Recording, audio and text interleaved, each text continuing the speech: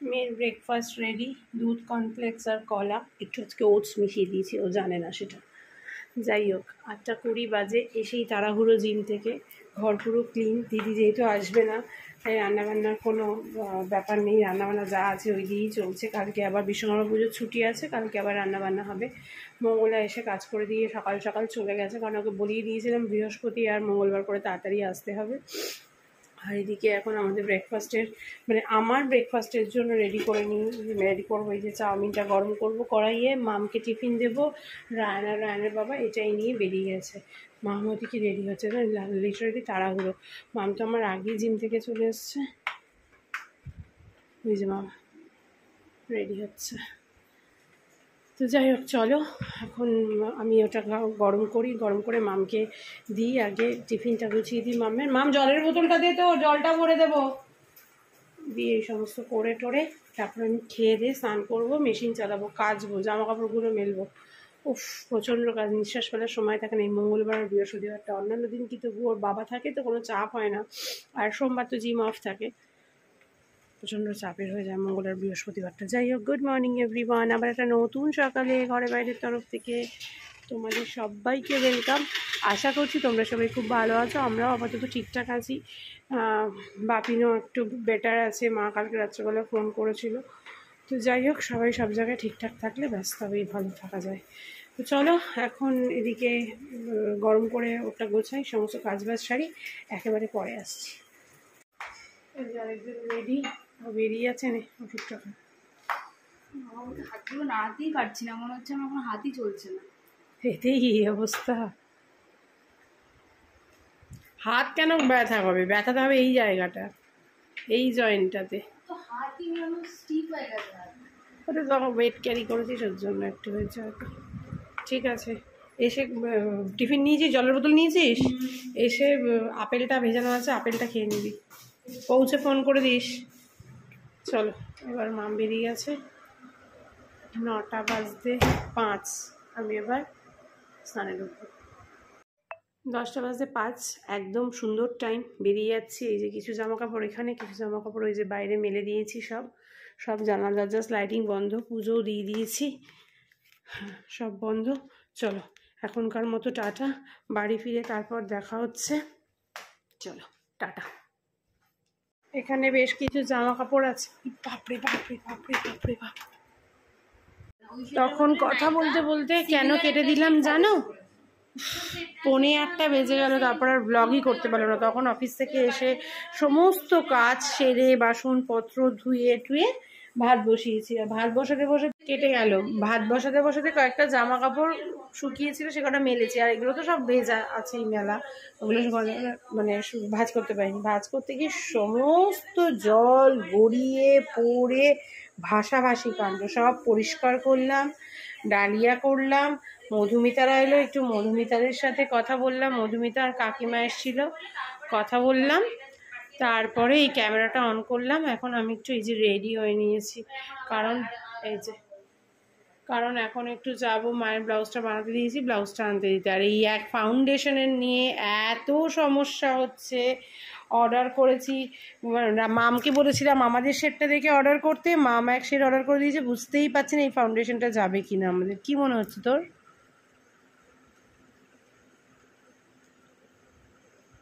সে নেই, এই শেডটা ছাড়া বাকি যে শেড আছে তুমি দেখো, ট্রাই করে, তোমার আরো বিচ্ছিরি লাগবে। নিতাম না, এখন আমি তাহলে এটা রিপ্লেস করতে কিন্তু টাইম লাগবে। টাইম হলে তখন তো আর আমার টাকাটা রুখতে রুখতে আমার পুজো শেষ হয়ে যাবে, আমার তো টাকাটা এখানে ইনভেস্ট হয়ে রইলো। তাহলে কি করবো? যে নায়িকা এটা কালকে বা পরশুর মধ্যে নিয়ে যাবে, দিয়ে আবার আমাকে এটা নিয়ে গেলে তারপর আমার পেমেন্ট রিফান্ড করবে বলেই তো দিলাম। আমি ফোন করলাম কাস্টমার কেয়ারে, একমাত্র এটা ইয়েকে দেখানোর পর দেখি ও কি বলে, সেটা যাবে কিনা আমাদের সাথে। তারপর তুমি কি আমাকে নামিয়ে দিয়ে ছেলেকে আনতে যাবে, নাকি আমি তোমার সাথে চলে যাবো একেবারে ছেলেকে আনতে?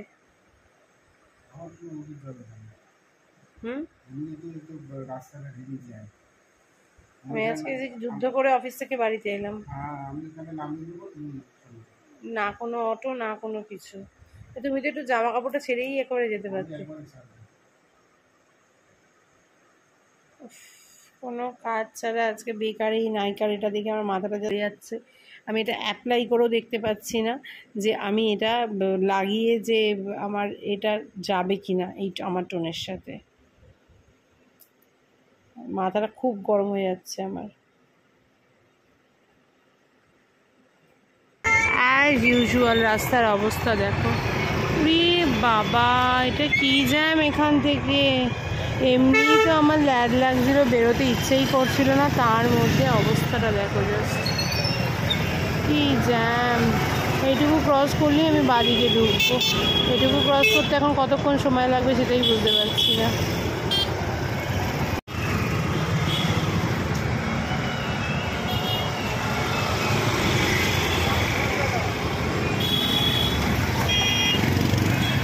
এদিকে পুজোর প্যান্ডেলও শুরু হয়ে গেছে। এটা আমাদের পাড়ার পুজো হিসেবেই এটা ধরি আমরা, মানে এটাই আমাদের একদম, তাই না, এটাই আমাদের পুজো আর কি। আর কোনো লোকালিটিতে পুজো নেই, এটাই আমাদের পাড়ার পুজো।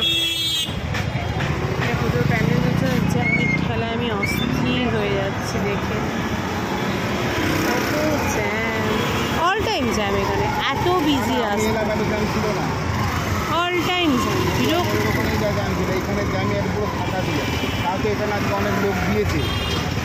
বিরক্ত লেগে যায় অল টাইম জ্যামটা। আজকে কখন অফিসে বেরিয়েছি, একটা অটো নেই, তারপর বাসে করে অফিস যেতে হয়েছে আজকে আমায়।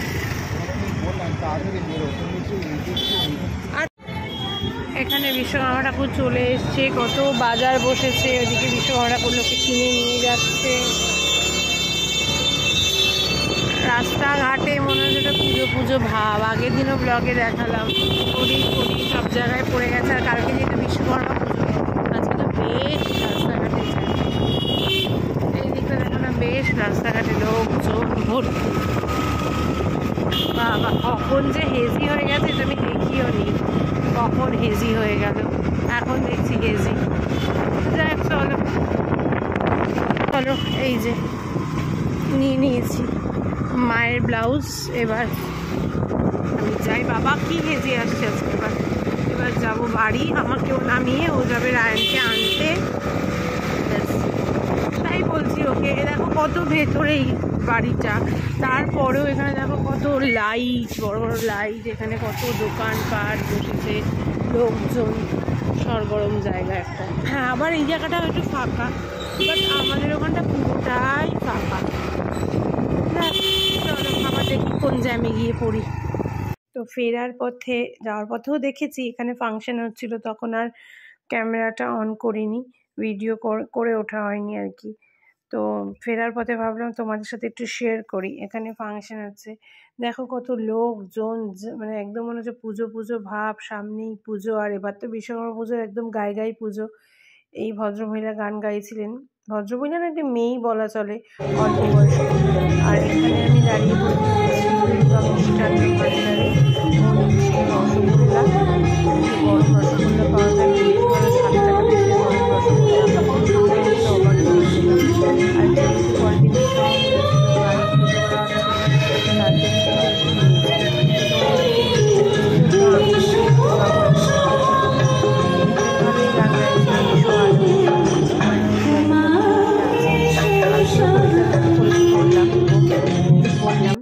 কিন্তু বেশ সুন্দর গান গাইছিল। গান শুনতে শুনতে পাশে দেখলাম বেশ সুন্দর একটা গিফট আইটেমের দোকান। তো আমার একটু কিনতেই হতো, একটা গিফট কেনা বাকি ছিল। ওই যে গোল্ডেন কালারের বটলটা দেখলে, ওই বটলটা নিয়ে নিয়েছিলাম। নিয়ে টিয়ে তারপরে আমরা বেরিয়ে গেছিলাম বাড়ির দিকে। এই যে ও গরম রসগোল্লাটা সামনে ঝোলায়নি, আর আমাকে বললো তুমি ধরো, আর বাদ বাকি জিনিসগুলো সামনে নিয়ে নিয়েছিল, বোতলটা, ব্লাউজটা। ভালো লাগছিলো বেশ, জানো তো গানটা শুনতে। এই সময়ও বেশ ভালো একটা গান ধরেছিল, তোরো চিহ্ন বিনা বাঁধো নতুন তারে, ওই গানটা ভালো লাগছিলো, কিন্তু সময় ছিল না, নাহলে একটু দাঁড়াতেই পারতাম। বেশ দারুণ এখানে ফাংশন হচ্ছে। ওখানে আমার একটা গিফট পারপাস একটা জিনিস কেনার ছিল, বোতল কিনে নিলাম। তারপরে ও মিষ্টিও কিনে নিল, সব দেখিয়ে দিলাম। আর গানগুলো শুনতে বেশ ভালোই লাগছিল। এরকম পুজো পুজো আসলে এরকম একটু জাঁকজমক না থাকলে ভালো লাগে। আর এখানে দেখো পুজোর লাইটও লাগিয়ে দিয়েছে, যদিও আমাদের গলিতেও লাগিয়েছে, আমার ঘরে এই চেন লাইটগুলো এখন ভালো লাগে। আমার তো চেন লাইট লাগাই, ওই জুম দিয়ে ওপর দিয়ে রিং করে লাগিয়েছে আমাদের ওখানে। তো এই সামনে দেখবে আরেকটা জায়গায় আবার মেলাও বসেছে, যেখানে গণেশ চতুর্থী মেলা বসেছিল ওখানে আবার মেলাও বসেছে। চলো দেখাচ্ছি, দাঁড়াও। এই দেখো লাইটিং হয়ে গেছে। এটা পুজো কোথাকার পুজোর লাইটিং আমি বুঝতে পারলাম না। এখানে কেন এরকম লাইটিং ফাইটিং দিয়েছে, আর এখানে কেনই বা এই যে মেলা টেলাগুলো বসেছে। এখানে তো গণেশ পুজো হয়েছিল, মেলা বলেছিল, ঠিক আছে, না কেন মেলাটা আছে জানি না। তো এই হচ্ছে ব্যাপার। এবার আর ক্যামেরা অন করছি না। এখানে দেখো সব দোকানপত্র এখন সেজে উঠেছে, কারণ কালকে বিশ্বকর্মা পুজো। ও মা, ছোটো ছোটো ঠাকুর। এই ঘড়িতে বাজে 9:05, মানে 9টা বাজতে 5। আর আমার সাথে একটা বিশাল বড় বিপদ ঘটে গেল। তোমাদেরকে যেখানে দেখাচ্ছিলাম কি সুন্দর সুন্দর ঠাকুর দোকানটার সামনে, ওখান থেকে নেমে ওর বাবা সিঁদুর নিতে বললো। আমি নামতে গিয়ে পুরো বাইক থেকে স্কুটি থেকে উল্টে দাঁড়ানো অবস্থায়, মানে জাস্ট একটা পা মাটিতে ছিল, আরেকটা পা আমি মানে দিতেও পারিনি, ওরকম দাঁড়ানো অবস্থায় পুরো চিত হয়ে পড়ে গেলাম। অসম্ভব জোরে স্পাইনে লেগেছে, আর মাথার পেছনটা তো হালকা লেগেছে, খুব জোরে লাগেনি, কারণ পুরো মাথাটা পড়েনি, পড়েছে হালকা হয়ে পড়েছে মাথাটা যে খুব লেগেছে তা লাগেনি। আমি এখন খাটে শুয়ে রয়েছি, কারণ কোমরটায় খুব খুব জোরে লেগেছে, একদম স্পাইনের শেষটায়। আমি জানি না কি লেখা আছে এটা নিয়ে, আমাকে কি হতে হবে, কি ভুগতে হবে আমি জানি না। এখন বাজে 10:30। এই রায়ানকে খেতে দিলাম, শরীরটা কেমন ম্যাজ ম্যাজ করছে। হট করে এমনভাবে পড়ে গেলাম না, এরকমভাবে যে পড়ে যাবো আমি মানে কল্পনাও করতে পারিনি। যাই হোক, আর হচ্ছে ঘাটটাও ব্যথা করছে একটু। মাথাটা পুরো পড়েনি ঠিকই, মাথাটা তো পেটে চৌচিরি হয়ে যেত পড়লে।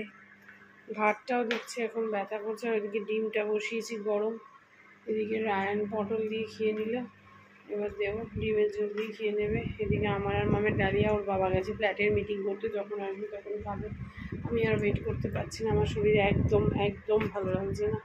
চলো আমি ব্লগটাকে আর বড়ো করছি না, ব্লগটাকেও এখানেই শেষ করছি। কাল আবার তোমাদের সাথে দেখা হবে। সবাই খুব ভালো থেকো, সুস্থ থেকো, সাবধানে থেকো। Tata, bye bye, good night.